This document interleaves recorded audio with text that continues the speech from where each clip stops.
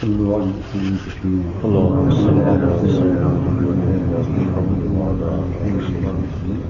مولاي صل وسلم دائما ابدا على حبيبي خير الخلق كلهم هو الحبيب الذي كل شفاعته لكل خير من خبار المحترم.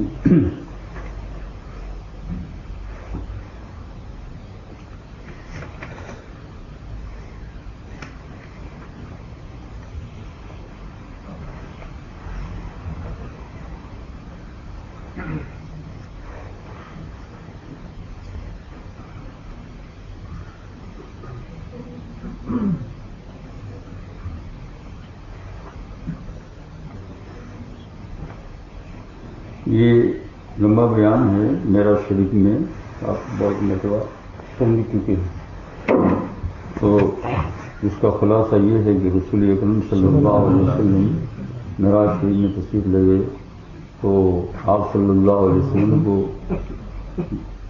بہت سی ایسی باتیں بتائی گئی اللہ پاک کی طرف سے کہ فلاں عمل کے اوپر فلانا عذاب ہوتا ہے، فلاں عمل کے اوپر فلانا ہوتا ہے. زنا کاروں کو بتایا، حرام کھانے والوں کو بتایا، بیعت کھانے والوں کو بتایا، سب رسول اکرم صلی اللہ علیہ وسلم. یہ پھر آپ جیسا دیکھ کر آئے اس طریقے سے آپ نے جو ہے دنیا والوں کو امت کو پہنچایا کہ بھائی ان چیزوں سے بچوں کی میں دیکھ کر آیا ہوں. مثلا اس میں یہ بھی آیا ہے کہ ایک آدمی ہے کہ وہ جو ہے اس کو یعنی ایک قسم کا عذاب ہے، ایسا نہیں کہ ایک ہی آدمی ہے لیکن ایک شخص کو بتایا جاتا ہے کہ اس کو فرشتے جو ہے ایک زور سے پتھر مارتے ہیں کہ اس کا سر جو ہے وہ خیمہ خیمہ بن جاتا ہے، چیخ و پکار کرتا ہے.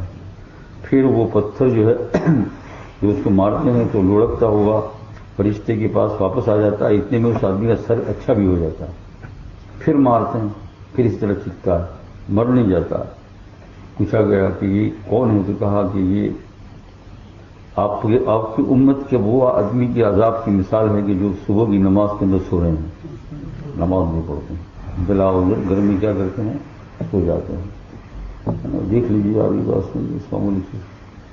تو بھائی یہ سب چیزوں کو سننے کا اور سننے کے بعد عمل کرنے کا. اگلی بات سنیے، خصوصاً فجر کی نماز میں اور جو لوگ نہیں پڑھتے ہو تو ان کو دعوت دو کہ یہ جو ہے بہت بڑا عذاب بھگتنا پڑے گا، یہ ہمیں دنیا میں معلوم نہیں ہوتا ہے. ہم تو یہ سمجھتے ہیں کہ آدمی مر گیا اور کفن پہنا دیا، غسل دے دیا اور کفن میں رکھ دیا، قبر میں رکھ دیا، مٹی پڑ گئی، سب سیم ہے. اس کے بعد وہاں اس کو کیا ہونا ہے کیا نہیں وہ تو اللہ جل شاہ نہیں جانتے. آگے بات نہیں یہ ہے. اس کو سورہ واقعہ میں اللہ تعالیٰ نے فرمایا یہ فَأَمَّا إِنْ كَانَ مِنَ الْمُقَرَّبِينَ فَرَحٌ وَرَيْحَانٌ وَجَنَّةُ النَّعِيمِ. یعنی جو اچھے اعمال والے ہیں تو وہ جنت میں ہوں گے. وَأَمَّا إِنْ كَانَ مِنْ أَصْحَابِ الْيَمِينِ فَسَلَامٌ لَكُمْ مِنْ أَصْحَابِ الْيَمِينِ، یہ بھی اچھے ہیں. وَأَمَّا إِنْ كَانَ مِنَ الْمُكَذِّبِينَ الضَّالِينَ، یہ برے لوگ میں فَنُزُلٌ مِّنْ حَمِيمٍ، فرمایا کھولتی ہوئی آگ ہے، آگ کا پانی. فَنُزُلٌ مِّنْ حَمِيمٍ، حمیم کہتے ہیں آگ کے اوپر پانی جو ایک دم کھولتا. وَتَصْلِيَةُ جَحِيمٍ، اور جہنم میں داخل ہونا ہے. اور پھر فرمایا آخر میں إِنَّ هَذَا لَهُ حَقُّ الْيَقِينِ، یقینی بات ہے، اس میں ذرا بھی شک نہیں کرنا. تو میں ان چیزوں کو جو ہے خیال رکھتے ہوئے اپنی اپنی زندگی بنانا ہے، نہ کسی پر کان تشنی کرنا ہے، نہ کسی کو کچھ اور کہنا ہے نا. یہ اتنی بات اس لیے کہی جاتی ہے کہ قرآن پاک میں اللہ تعالیٰ نے بتایا اور یہ معراج کے واقعات میں ایسا نہ ہو کہ بعد میں جانے کے بعد پھر پچھتانا پڑے کہ ہم نے جو ہے دنیا میں بہت محنت کی، بہت کیا یہ تو اس لیے اچھے لوگ اچھے کا معنی یہ ہے کہ دینداری کی شکل کے اندر بھی بھائی ایسا ہو رہا ہے کہ فجر کی نمازوں کو جو ہے قضا کر لیتے ہیں اور جو ہے ثواب گمانے کے لیے یہ تو ضرور کر لیتے ہیں، گھر پر پڑھ لیتے ہیں. سمر آئے گا تو سب کی آگے بات ہوگی، مصیبت ہی آ جائے گی، پڑھیں گے نہیں پڑھیں گے. اس لیے میرے بھائی جو دوست بزرگوں تو سن لو. ابھی یہاں اجتماع، قبر میں اجتماع نہیں ہے. یہاں کیا ہے اجتماعی بات ہے کہ یہاں ہم ایک دوسرے سے کیسے سن سکتے ہیں. قبر میں آدمی اپنا بھگتے گا، پھر وہاں تو کوئی سوال ہی نہیں ہے، اکیلا آدمی ہوگا اپنی قبر کے اندر اور پھر ہوگا ہی نہیں. بس اتنا سوچے گا کہ یہ بات میں نے سنی تھی لیکن عمل نہیں کیا جس کا یہ تو بھائی یہاں یہ اجتماعی مجلس ہوتی ہے. دنیا میں اجتماع ہے، ایک دوسرے سے ملتے ہیں، کتابیں پڑھتے ہیں، سناتے ہیں سنانے والے، تو اس پر جو ہے عاجزی سے لگ جاؤ. اگر فجر کی نماز چھوڑنے کی عادت ہے تو توبہ کر لو اور شروع کر دو، اور جو رہ گئی ہو اس کو قضا کرنا شروع کر دو. انشاءاللہ اس درمیان میں ہے نا اللہ جل شانہ معاف فرمائیں گے اگر موت آ گئی پوری قضا نہیں ہوئی تو. لیکن شروع تو کر دو، اور ایک توبہ کر کے شروع تو کر دو نماز پڑھنا، فجر کی نماز مسجدوں کو خالی نہ کرو، ہے نا. یہ نہ کرو. آگے بات سنیں، یہ ہے آہستہ آہستہ ایسا ہوتا ہے. آگے بات آہستہ آہستہ ایسا ہوتا ہے. ہم نے ہندوستان کے اندر رہنے کے اندر دیکھا، خاص کر کے ادھر اتر پردیش کے اندر کہ مسجد خالی ہے. حالانکہ بہت سارے لوگ مسجد کے اطراف میں آباد ہیں، لیکن مسجد کیا ہے؟ خالی ہے. ایک جگہ پر میں گیا وہاں، تو میں نے کہا کہ بھائی یہ ظہر کی نماز ہوئی یار، یہ سب لوگ جو ہے کتنا ہے، سارا بھرا ہوا ہے ولیج. تو کہتے ہیں کہ اس وقت تو کھیتی کا سامان ہے، کھیتی کاٹنے کا وقت آیا ہے. اس وقت جیسے ہم نماز کیسے پڑھیں گے؟ تو 4.5 لوگ کیا کھائیں گے؟ تم لوگوں کے پاس تو پیسہ ہے. میں یہاں سے گیا تھا نا، اس لیے ان کے تم لوگوں کا پیسہ ہے، اس لیے ایسی نصیحت کرتے.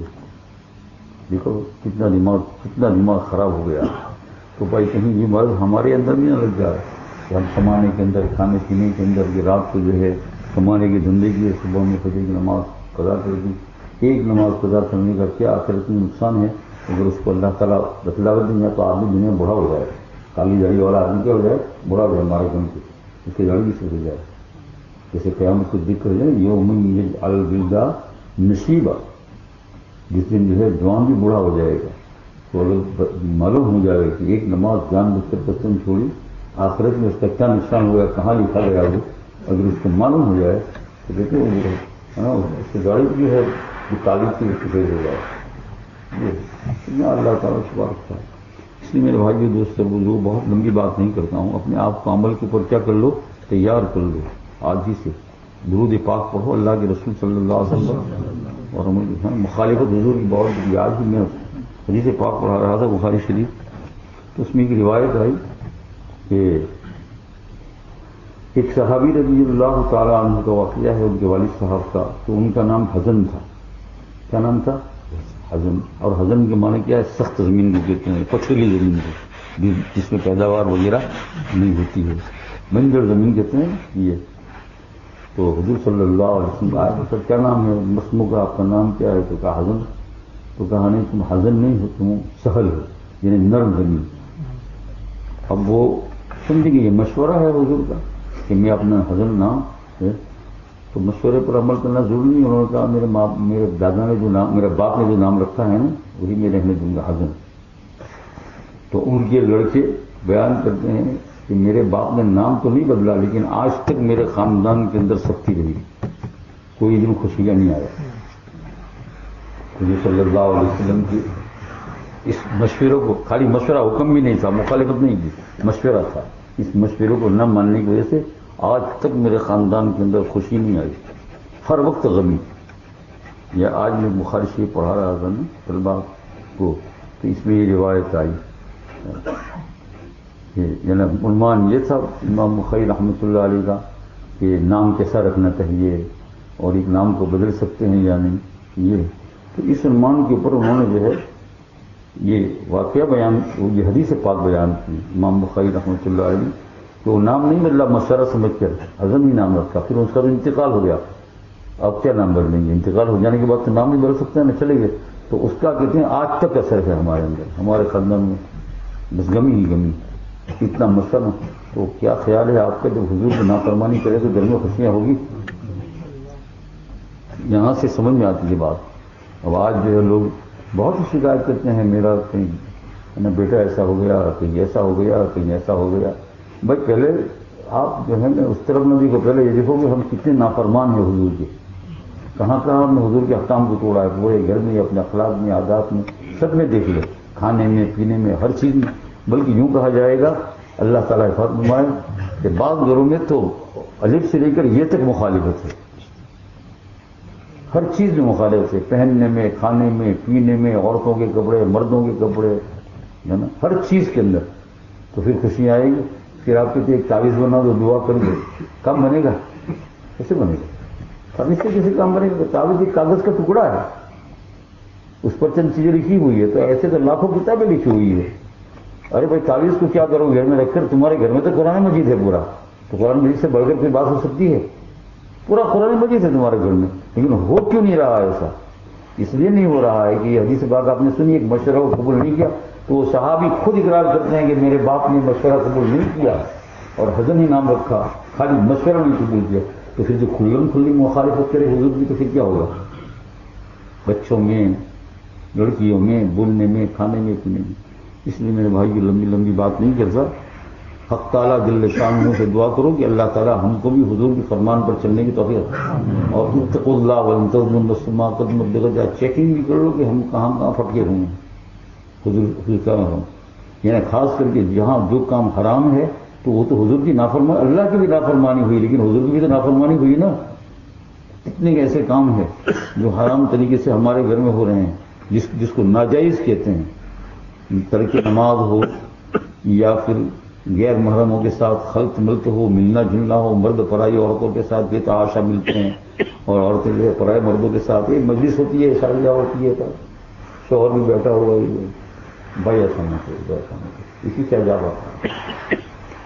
حضرت بن نوری رحمۃ اللہ علیہ ایک بڑے بزرگ گزرے ہیں، میں نے دیکھے ہیں ان کو، حضرت بن نوری رحمۃ اللہ علیہ بہت بڑے بزرگ گزرے ہیں، میں نے ان کو دیکھے ہیں، میں نے ان کو بہت بچپن میں بھی دیکھے اور بڑے ہو جب میری عمر بڑی ہو گئی تب بھی میں نے دیکھے۔ بچپن میں تو جب میں حافظ ہو رہا تھا تب میں نے دیکھا بخاری شریف پڑھا رہے تھے، وہ بچپن کا زمانہ۔ پھر جب ہم خود مولوی بن گئے فارغ ہونے کے بعد، پھر جب حج میں گئے تو پھر حضرت سے دوبارہ ملاقات ہوئی، اب کی ملاقات ہوئی تو اچھی طریقے سے بات کی، بچپن میں تو نہیں جا سکتا، یہ ملاقات بہت بڑے بزرگ، یہ جو ہے نا بہت سال ہو گئے، تقریباً 30 سال اوپر ہوں گے۔ ایک مرتبہ وہ تشریف لائے تھے افریقہ میں، تو جو ہے وہ پورٹوگل بھی گئے تھے، یہ پورٹوگل نہیں وہ پورٹوگل موزمبیق کہتے ہیں اس کو، موزمبیق کہتے ہیں، پورٹوگل بھی پورٹوگل کا حصہ ہے، ان کا حصہ ہے نا، تو وہاں گئے تھے، بہت بڑے بزرگ تھے، کسی شاگرد نے بلایا ہوگا، تو وہاں انہوں نے یہ خرافات دیکھی، آگے بات میں کہ شادیاں ہوتی ہے کہ وہ مرد اور عورت سب ساتھ کھانے بیٹھتے ہیں، تو یعنی پرائی مرد اور پرائی عورتیں سب، ہے نا، یہ آدمی اور اس کی بیوی، یہ آدمی اور اس کی بیوی، اس کی جوان بیٹی، اس کو راؤنڈ ٹیبل کے راؤنڈ شادیوں میں، یعنی وہ تو گرمی کا ملک ہے نا، تو وہ کیا بناتے ہیں، وہ ٹینٹ جیسا بناتے ہیں اور اس کے نیچے پھر سب کھانا کھاتے ہیں، جو راؤنڈ ٹیبل لگے ہوئے ہیں، تو بھائی اس کی بیوی، اس کی بیوی، اور پھر ہنسی مذاق۔ حضرت کو جب معلوم ہوا تو حضرت نے کہا کہ جو قوم مسلمان کا دعویٰ کر کے ایسی کرتی ہے، حضرت بن نوری فرمایا یہ قوم زیادہ دیر تک ٹھہر نہیں سکتی ہے۔ حضرت تو چلے گئے، آنسو بہا کر بہت لگا۔ 6 مہینے کے بعد پورے پورٹوگل کے اندر عذاب آ گیا، سب کے پاس مال بھی چھین لیا اور سب کو پہنی ہوئی چپل سے نکالا، پہنے ہوئی چپل، اس بعد چپل بھی نہیں تھی، جاؤ بیٹا ہو، لاکھوں کے مالک کو نکالا۔ آپ نے دیکھا یوں اللہ کا عذاب آتا ہے، یوں اللہ کا، کیونکہ کلمے کے ساتھ اللہ جل شانہ کو یہ چیز بہت پسند نہیں آتی۔ ایک تو خود کہتے ہوئے کہ لیکن یہ کلمہ پڑتا ہے اور کلمے اللہ کو یہ چیز پسند نہیں آتی، خدا کے ساتھ بغاوت کرنا۔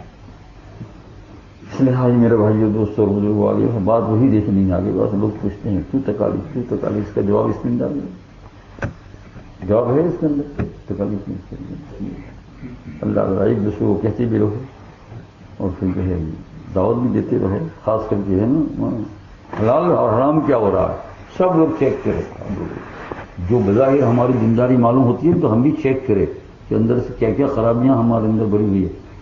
ایسی بات تو نہیں ہے کہ ہم حرام کاموں پر جا چکے ہیں، ہے نا، کہیں دوسری طرف سے تھوڑا سا سوچو گے، غور کرو تو مل جائے گا۔ اللہ تعالیٰ توفیق عطا فرمائے۔